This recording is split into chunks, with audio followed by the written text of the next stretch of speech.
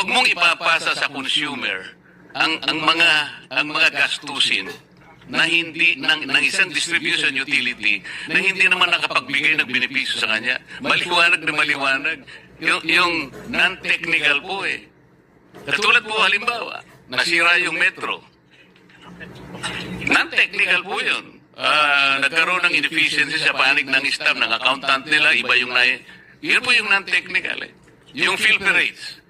Ninakaw po ng maraming mga magnanakaw ng kuryente.